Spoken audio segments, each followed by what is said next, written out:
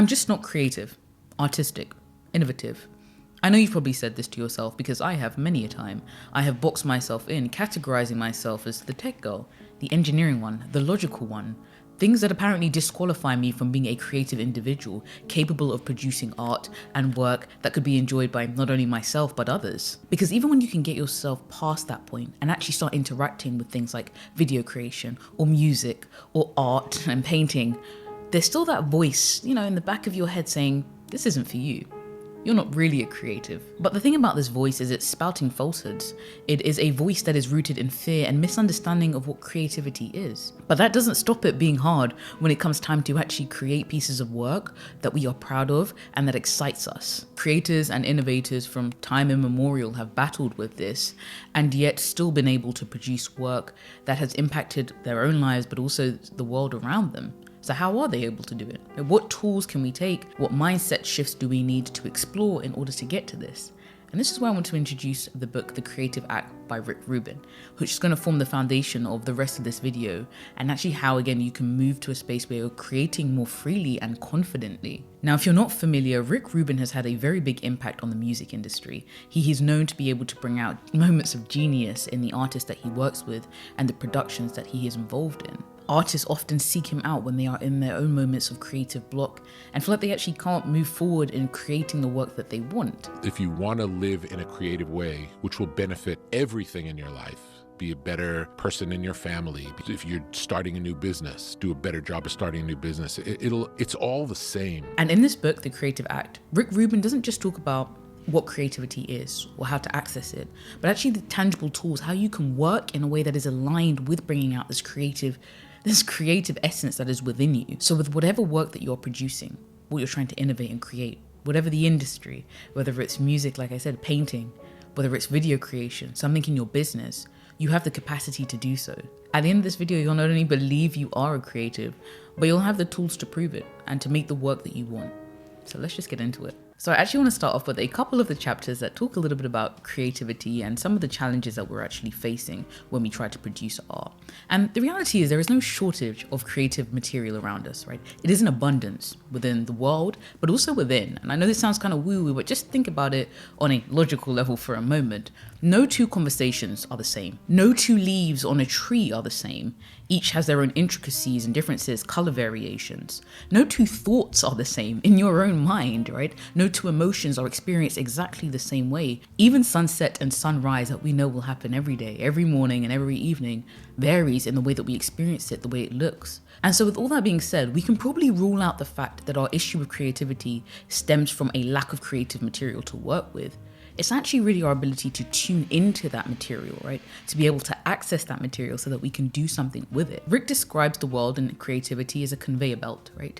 Every moment there are things that pass you by on this conveyor belt, little small packages that you can choose to interact with or not, right? And each of them can be taken into your creative process and used or reformed and shaped, learned from, or disregarded. And a great deal of the tips and the lessons that are shared in this particular video and the book are actually about, one, the quality of the packages on that conveyor belt, right? The quality of what you get to interact with, but also your ability to take those packages off and do something with it, create with it. The first tip I want to draw out comes from the chapter Submerge, the great works.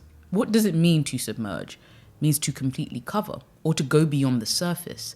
We are the sum of what we consume, distill, and filter through the lens of our own life. Then it goes to say, if you're failing to feel creative or inspired or produce work that is having an impact, it could very well be to do with what you are consuming. The material with which you are putting into your creative mind, your body, is not of nutritional substance. In the same way you think about your body, and if you were trying to train or achieve something physically, what you would consume would be a big impact on those building blocks for what you're going to get out. Which poses the question, how much time do you spend with great pieces of work? Whether they are from literature, music, even video creation, poetry, how much time do you spend submerged, right? Immersed beyond the surface within these things? For most of us, it's not a lot of time at all. We're consuming fastly produced, mass-produced content, often of low substance, low quality, low nutritional value. And then we wonder why, right? Basically, our conveyor belt is loaded with things that actually cannot really help us tap into the type of work we want to create, that type of person we see ourselves as. And although Rick doesn't speak too much about social media, I think it actually goes further into the fact that you can actually use the algorithm that we all scream about that's feeding us rubbish. It's feeding what you interact with. And if you're going to spend hours on your phone or your laptop or whatever that is, why not leverage it in order to submerge or be surrounded by work that is great? And so this is our first tip. Go to a museum. Right? Go to see some live music, whatever the genre is, right? It doesn't just necessarily have to be classical. It could be rock, whatever it is that you want to be inspired by, that you want to be around. Go and see great work. Go and interact with great work. Watch great work. The next chapter we're going to draw from is nature as a teacher. Now, it's not a shock to us at this point that nature is abundant with awe-inspiring scenes, right? And sometimes it's on a very large scale, like I recently came back from Iceland, so looking at like this glacier in front of you or this waterfall where like the awe-striking nature is inescapable. And artists have used nature as a source of inspiration for years. And so this is not a new thing, but it may be something that you are not tapping into as somebody who seeks to be more creative. And actually, again, veering off a little bit from what Rick was talking about, but the natural world has been shown to have impacts on your mental and physical health.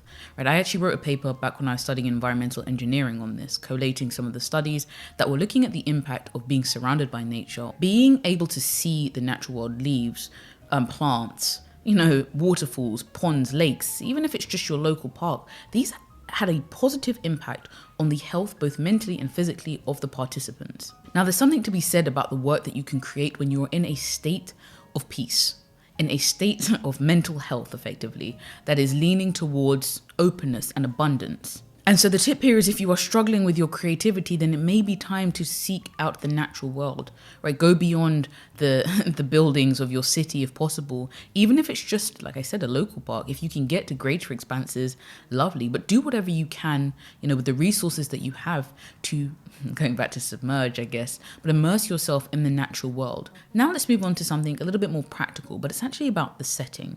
And this chapter is entitled that, and it's about where you work. Again, the fact could be that maybe it's not that you are not a creative, artistic, or innovative, but the setting that you are within is not set up for you to produce work of great quality. It's just not. It's not inspiring. It's not even actually practically aligned with how you work as an individual. Whether subconsciously or consciously, we know that our environment impacts what we can do, but it's not the same for everyone. And this is where things can get a little bit tricky, because not everybody needs to go to the woods and sit in like a wooden structure and write for 5 days in order to produce good work. For some people, that is a necessity. Silence is a necessity. Being outside of a city is a necessity. But for other people, their setting, the setting that is optimized for their creative work, their creative endeavor, could look very different. For some people, they need the hum of a cafe, the buzz of people talking in order to have that setting and that backdrop for the work that they want to create. Perhaps they type amazing work, amazing literature in that particular setting. And so here is about actually tuning in to where you work best. Take notes, right? Try different things out, try different spaces and see what happens, right? See what happens when you go and work from a coffee shop versus outside in a park versus, in a library. Right? See what happens, see how the flow feels, and see what happens to you in terms of the creative experience. The next chapter that I want to draw from is one of my favorites in the book because I just resonated with this so much, and it's called Make It Up. This is the idea that we should see our pieces of work as experiments, as little mini experiments in a grander process, right? Instead of making that one particular piece of work that you're doing the be all and end all. This has to be the one thing that changes the world, that blows up my YouTube channel, that puts me into galleries, that puts me at the top of the charts. That kind of pressure will stifle creativity to the max and leave you thinking that I'm not a creative person. I just can't do this. But if you see this isolated piece of work as an experiment, like I said, as part of a bigger process, you release yourself from that and you allow yourself almost to play. And it's so interesting because, like Rick says in the book, so much has come out of play and experimentation. And this is something I struggled with a lot in both video creation at times and painting, or oil painting, and even when I was doing acrylics, right? If we go to the idea of video creation, I saw each one as like, well, it has to be, that thing that changes the course of my channel, right? And so you put so much pressure on that video creation, from ideation to the recording to the editing. Everything just has to be perfect by whatever you have deemed perfection to be. And then when it doesn't work, I guess I'm just not creative. I guess I'm just not cut out for this, because that one experiment, that one piece of the wider process, the wider puzzle, you've written it off. It's also very similar with when I started painting. The first time I painted as an adult, I had no expectations, right? Like, I actually had already decided that I wasn't good at art, but I was just going to try it anyway because I liked the aesthetic. And so I had no barrier for myself, or should I say no bar for myself. I was just like, let's just do this. And it was fun. And I was like, oh, I was doing things. And I was like, oh, this is cool. And the piece of work was actually pretty good. But something happened once. Once I produced something that actually was quite good, not bad. Oh gosh, the pressure was there. Suddenly everything had to be like this top tier piece of work. Half the time that just stopped me from doing anything at all. I was like, well, I can't possibly paint because this isn't going to be amazing and I'm not going to be able to share it on Instagram or, and so it just wasn't going to work. So I encourage you to reframe the way that you see the work that you're doing now as part of a bigger process, as part of a bigger collection, and you can experiment with it. It doesn't have to have the pressure of being the most creative, innovative thing on the planet. That doesn't mean you don't put effort and try to make it a high quality piece, but that you release yourself of that expectation. Now, the next couple of tips are from the chapter Distractions. Now, distractions can get a bad rep, right? Like, when we think about things that are not the artistic pursuit itself, these are just distractions, things that are taking you away from the work. But actually, as Rick says in the book, sometimes the best way of engaging is by disengaging, as counterintuitive as it seems. And I think there's two ways that we can really draw on from the book and what we know about how our brains work and how we make connections to see distractions or to reframe them. The first is that we often need the space in order to connect the dots of all the information that we have in front of us, whether it's to do with the painting that we're working on, the video that we're working on, the piece of music that we are trying to produce and compose, right? There are things flying in our heads, things that we've collected material, but we haven't given it the space to start to form into something, right? Sometimes we're just so locked in, so basically looking over it, that we can't see the full picture. We can't even see what connections could be made because we are just too immersed within it. And so sometimes you need to take a step back. And again, I keep drawing on studies, but there are studies that show that time spent away from the activity, doing tasks that are background tasks, more menial tasks that don't require high levels of engagement, can be some of the most fruitful times and periods for creation and producing new things,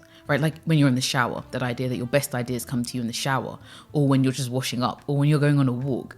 There is some level of movement and activity, but not enough to fully have your brain locked in so that it can't ruminate on ideas that it already has. The second form of distraction is actually the one that is pulling you potentially towards something that you should take a look at.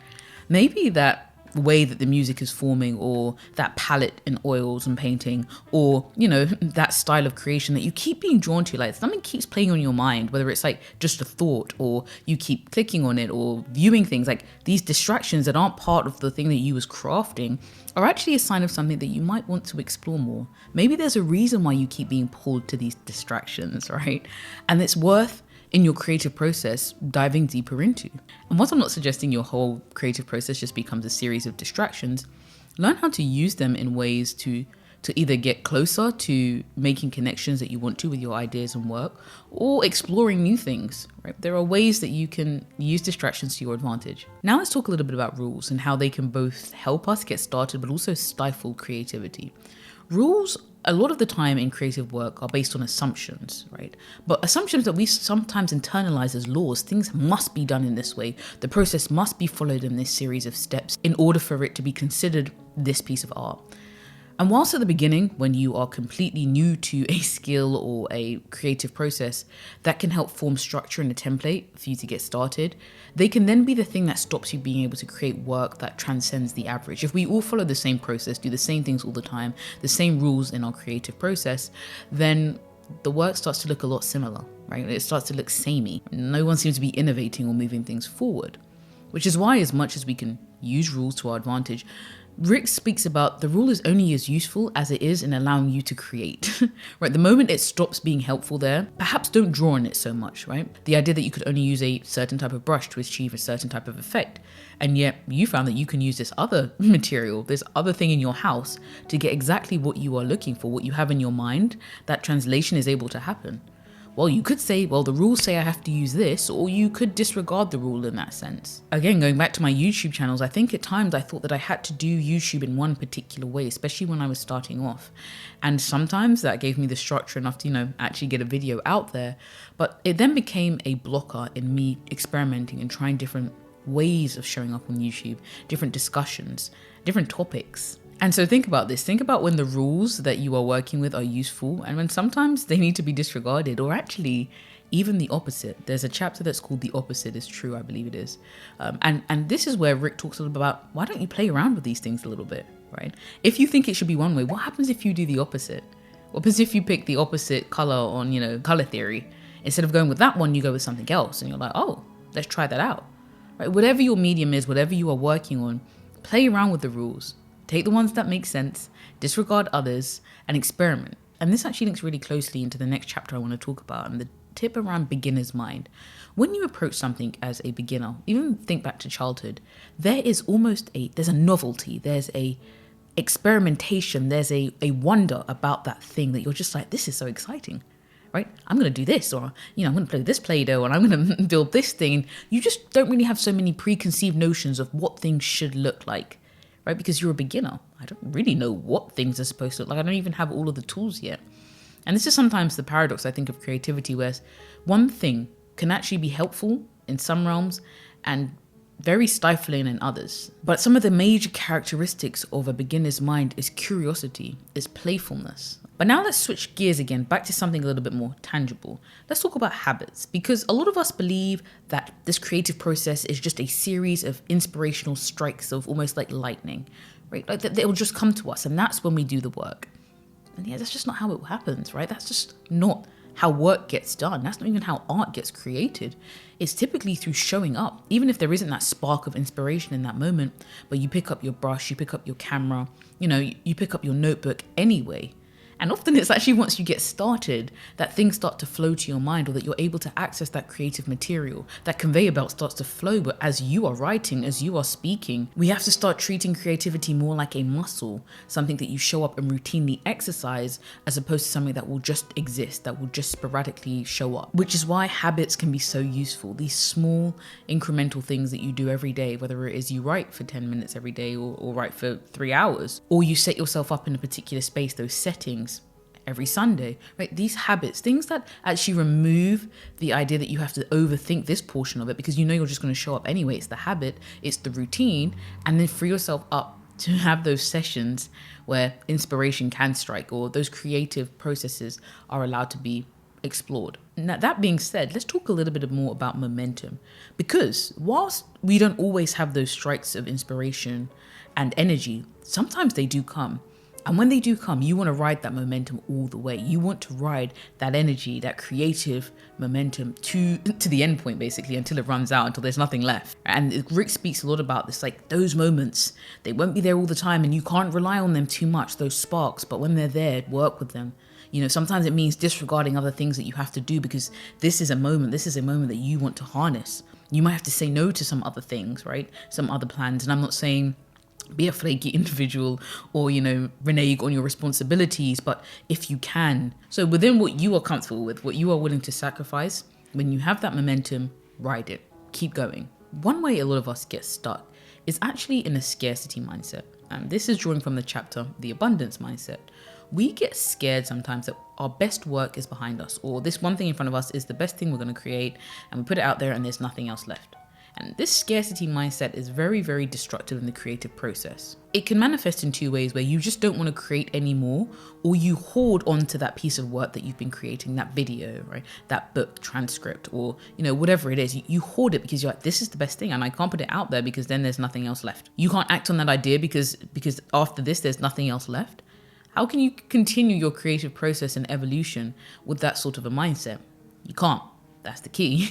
I've had this fear sometimes that maybe some of my best YouTube videos and ideas were behind me, right? Or even when I had a smaller audience and people probably haven't seen those videos, what if the material doesn't come to me as much, doesn't flow as much because I've been here for 5 years?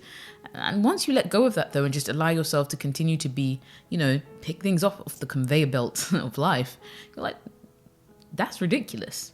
The idea that I would stop having ideas and things to speak about is crazy, but when you are operating from scarcity, it's a real problem that will impact your creative process and how you see yourself as an innovator and an artist. And so the more that you release things, right, the more that you create things, have ideas, make them and release them into the world, the actual more room you create for new things to flow through, right? Just think about it as a river. Like that movement is required for the replenishing of that river, for things to keep moving forward, which actually leads into when Rick was talking about right before your eyes in the chapter. He speaks about the fact that this all or nothing kind of outlook on work will stop you, will stop that flow and will stifle you as a creative individual, as the creative individual that you innately are. One of the final things that I want to speak about is actually the idea of translation, which is a lot of the work that we are doing as creatives or people who have creative pursuits, is taking what we see, those conveyor belts of things that are going on, right, that are before us, and we're translating them into a new form.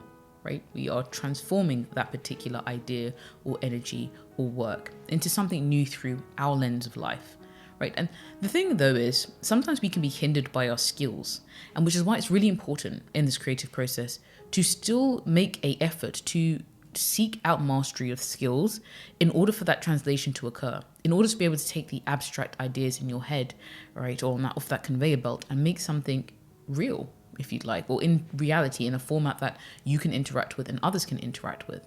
Proficiency in your skills is very important, and it's something that I spoke about when I was talking about having multiple passions and interests. And sometimes something that we skim across when we do have these things is getting to a level where we can take the abstract and make something real with it, right? Because we haven't ever developed any of these skills to the point where we can play around with the tools, right, with the mediums and all that sort of stuff. And let's close this off with a chapter that speaks about something that's quite simple but very important, and it's the idea that everything that you are creating as an artist is through the prism of you, right, through the lens of you, right? You are taking in all these things, and therefore it will always be unique to your viewpoint of life.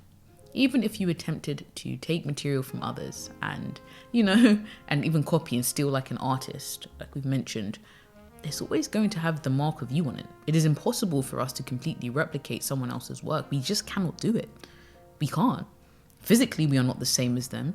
Mentally, we are not the same as them. Experience-wise, we are not. Our view of the world is not the same. So if none of those things are the same and consistent across human beings, we can't reproduce each other's work in the exact same way. Not art, anyway. So instead of trying to be like somebody else, just try to be more like you. I know it sounds cringy and like, oh, woo-woo again, but no. You want to be a creative, you want to create authentically and make art that creates an impact in whatever realm you're in, then be more like you. We don't need more of someone else. We have someone else. We've had greats like, Da Vinci, and we want you now. Anyway, this was a really great book. Like I said, I have scratched the surface. There are chapters on chapters and chapters in this book, and I really implore you and encourage you to read it if you've taken anything away from this video and want to dive deeper into any of these particular ideas, tools, and tips from Rick. Let me end with this. You are innately a creative, artistic, and innovator. It just runs through your veins effectively. It's up to you to decide whether you want to interact with the creative material around you, if you want to take things and pick things up off that conveyor belt of life and do something with it and create. I will see you in the next video.